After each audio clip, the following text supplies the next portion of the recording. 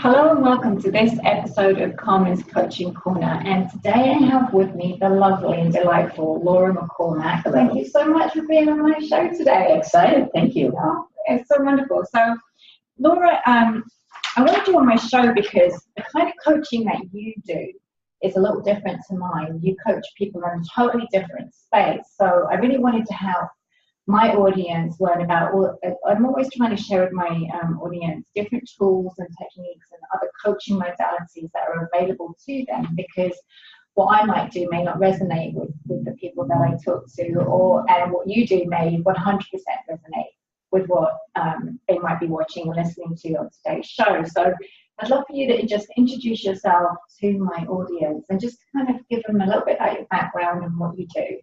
Okay, great.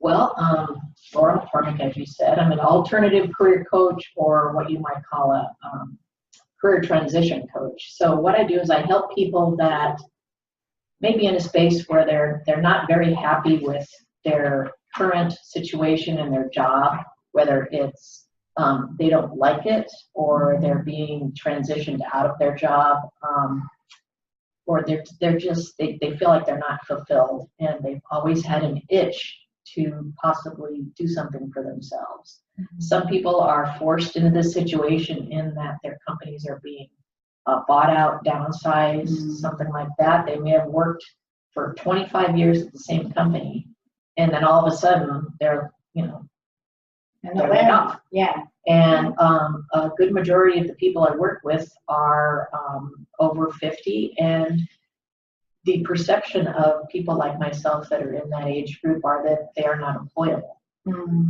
just because of whatever reason. And so what I try to do is help people realize that they do have options other than what they've always done. And if they've had that itch to do something for themselves, how do I help them figure out what that is?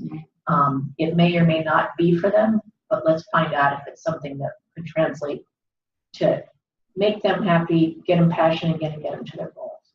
You know, it's interesting when you were talking about downsizing, mergers and acquisitions. I gave a keynote speech back in January, and I shared the statistics, I can't say the word, statistics on the number of mergers and acquisitions there were in 2018. And hopefully I'm remembering this rightly, but the statistic was around it was like 15,800 mergers and acquisitions took place in 2018. Gosh, isn't that huge? And so my topic that I was talking about that particular night was around being in charge of your career, right? You need to be in charge of your career. You always need to be interview ready, transition ready, right? Which is what you basically help people with. For that very reason is that you just never know when you're going to be hit with being downsized or let go, because they are looking to reorganize or relocate, and you might be impacted by that relocation and you don't want to move with the company and things like that. So, and I think you shared with me a statistic around how many people want to start their own business but never do. So what is that? It's staggering. It's 56%. Wow. The current workforce wants to own their own business. So they're working in an office environment today, working for somebody else, and yet half of the workforce doesn't even want to really be there because they want to have their own business. Isn't that crazy? It was staggering when I heard it too. I was like, wow. Yes. So half the people are unhappy. Yeah. So is that why you think a lot of them want to start their own businesses? Because predominantly they're unhappy where they are, or they're just not doing something that fulfills them? I think it's both. I think they've had that itch in the back of their mind, and they also want to make money to impact their future rather than making it for someone else. They want to have more control over, they're working 40, 50, 80 hours a week for someone else, and they thought, maybe I want to work for myself. Just saying, that was me. Exactly. That was me. And it's not that I didn't love the people that I was working with. I mean, I'm still very much close to the team that I used to work with before. It's just that my desire was something different than sitting in a cubicle for, two-thirds of my day, right? And I had dreams and aspirations to do something else, which is why I feel so blessed and privileged to be doing what I'm doing right, today. So that's just outstanding to me. So how do you help people make that decision from, okay, I've just been laid off, and for many people that's so scary because they've had that stable paycheck every month or every week or every other week, and they've had the benefits, and now all of that has basically gone. So they have a couple of options, right? They either go and look for another job, or they finally scratch that itch that they've had in the back of their head, right, about starting their own business. So how do you help them with that? What's the process of how they would work with you? So what I do is somehow I find them through, if they have a resume out there, and I can tell that they're they've been somewhere a long time and they're looking. So what we do is it's really a journey of discovery, not to get too woo-woo about it, but it is that. So I talk to them first about what their goals are, like what they want to make, what lifestyle they want. Some people don't want to work full time. Right? What do they want to have when they retire? Some people have a goal of whatever they want to have by the time they retire. And then if they do want to have their own business, have they thought about just making money and selling it, or do they want to create something for their children? Right. So we need to know all those things. And then also we really talk about what their skill sets are. So let's say you've been an accountant all your life, and that's all you think you can do. I've only been an accountant. Well, think about all the things in accounting that can translate to something else. You manage yourself, you manage money, maybe you're managing a staff. Maybe you can manage a staff at something totally different because of your skill set. So we do a real deep dive into, what you've done, what you like, what you didn't like about it. If you looked at your life a year from today, if you looked ahead and said, this is what I want my life to look like, what would that be? And then we go from there. Not everybody is made up for business ownership, but if I can help people define their goals, whether they go back to get a job or work with me to find something that aligns with their goals, that's my passion right there. I think what makes you really an expert in what you do, Laura, is the fact that you were an entrepreneur, right? You had your own business, so you can really open their eyes, because many of us, myself included, I was so naive going into being a solopreneur, and I had no idea really about what that really entailed. And I've done my business and management degree and all of that, but that's all theoretical. When you are actually in it and you're trying to figure out, okay, what's my vision for my business? What's my mission? Who's my niche? Who do I really want to serve? How much time and energy do I really want to put into making this work? How much money do I have? Because a lot of people are self-investing, so they're using their savings or their IRAs or their 401ks to fund their business, and that's been me, right? And so until you really get your business off the ground, I love the fact that you said not everybody's cut out for doing it, right? And so you really have to, working with somebody like you, I think and I know this because working with someone like you really helps to set that foundation as to whether or not I have I as an individual have a strong vision of what my life wants to look like in a year from now. What kind of business do I want to do? Do I want to be like, what do you call it? Like a startup and then sell it, right. That kind of thing. Because there's so many different ways that you can become an entrepreneur. You don't necessarily have to be in the business yourself. You can start it up and sell it on and make money that way, which is basically what a lot of people have been very successful in doing. And do you want an online business? Do you want a storefront, brick and mortar kind of thing? Do you want a mixture of both? So there's so many different variables that come into effect, I think, when you're having to think about, okay, I've got this itch, I want to scratch it. What does my vision truly look like, right? And I think everything that you talk about, Laura, is around all of that, right? Really understanding the vision. Right. And understanding, what your fears are, whether they're real or not. Yeah. Sometimes fears aren't real. So that's so true. Can you give me an example? So like I said, that you've only done one thing, and that's all you can do.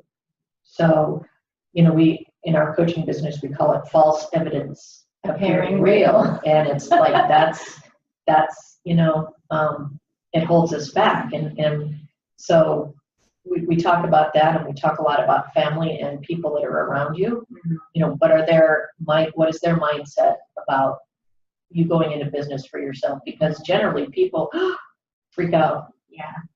They're So like, true. oh, I had a friend of a sister whose friend was not successful. So and that may be because someone went into business that didn't go through that alignment with their goals and passions and skill sets, but they did something that probably wasn't for them.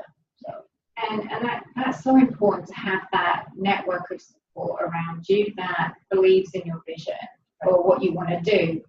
I can't tell you how much well-intentioned advice I received around me wanting to pursue my dream and my vision, and it's really all fear-based stuff, and I totally understand where it's coming from, because, you know, I myself was going through many of those fearful thoughts. This false evidence appearing real. Do I have the right skill set? Do I have the drive? Do I have the gumption? Do I have the courage to do it? And when you've got people around you that are adding fuel to those thoughts, those automatic negative thoughts that we have, and those fears that we have, it can really hold people back, which is one of the key things that I've found that's really helped me, is surrounding myself with people like you Laura, and other people around me that they're not necessarily my immediate family or what have you, but not that they don't support me, of course, but if you're in a situation where you have a really strong business idea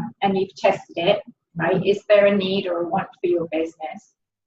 And you feel very passionate about it, try it, regardless of what everyone else, follow the beat of your own drum, right? And if you fail, so what, right? It's kind of like we still have such a strong fear of failure, that sometimes we don't even, we stop ourselves from trying before we even get the idea of the crabs. right. You ever heard of the crabs in a basket? No. So if you have crabs like in a bucket or a basket, if there's one crab that's trying to get out, literally all of the other crabs pull him back. Because essentially what they're saying is, if we can't have it, neither can you. So if we have fear of what's outside the basket, we don't want you to go. You have to stay with us. Right. So it's very, you know, interesting when you think of that mentality, and that's what a lot of family and friends do. They think they're protecting you, but what they're doing is putting their fears on you and saying, I would never do this, so therefore I'm not going to let you. Right. But, you know, the best stuff happens outside your comfort zone. It really does. It really does. I'm sure you agree with this. That's where you grow, right? Once you're in your discomfort, I can tell you now, being an entrepreneur, I am always in my discomfort zone. Because you're always learning something that you didn't know. And I love to say, I don't know what I don't know, right? And so you're constantly learning about new things that you didn't need, new technology, new software that you need to use to keep your business functional and efficient, laws and regulations, how to market things, isn't it? It's just, I mean, it can be quite overwhelming. So having somebody like working with somebody that does what you do as a coach, it's really kind of like that support mechanism, right? Because I'm sure you get asked tons of questions around all that kind of stuff. And I do. I don't know all of that, but like you said, I surround myself with people like you, many people that will be able to help with what I don't know. So yes, Yeah. It's, you know, because having gone into business for myself, I didn't have all my questions answered before I did it. So trying to help people, it wasn't a mistake because I learned a lot, but go into it as with eyes wide open. Yes. Yeah. I think that's brilliant advice. It's really have your eyes wide open. Surround yourself with people who are a few steps ahead of you and you know that are successful. When you say, like, have some mentors around you that you can look up to and go, well, they're really successful in what they do. What did they do? Right? And copy it. There's nothing wrong with following their model if it's a good fit for what you want to do in a business. Right? Right. Exactly. So, you know, get out of your fear and, Sorry. it's okay. Let it out. So just get out of your fear and explore it. What's the worst that can happen? You find out it's not for you. You know, it's funny, you just made me think, like, a few years ago I went through a life change, and I had, what came to my mind is live life without regrets. And I've tried to do that as much as possible ever since that thought entered my mind during that time in my life. And if you are in a situation where you're in a cubicle 10, 12 hours a day, or in a job situation where you are just not happy and you're dreaming of doing something else, pursue it, ask questions, go and figure out, is it really something that's viable for you? Go and talk to somebody like Laura. So how can people get hold of you, Laura? How can they work with you? I have a website. It's called newcareerdiscovery.com. You can contact me through that. Or you can find me on LinkedIn as well. And it's Laura McCormack, right? Yep. Yes. And I'll make sure that I include all of Laura's information in the blurb that I usually accompany the video. Is there any parting wisdom that you'd like to share with people before we end the video today? Oh, just scratch that itch. Could not agree more. You've got nothing to lose. And as always, thank you so much for watching this episode of Carmen's Coaching Corner. And as always, in love and light to your transformation and growth. Thank you so much, Laura. To get started, please call or email me or schedule an appointment on my website.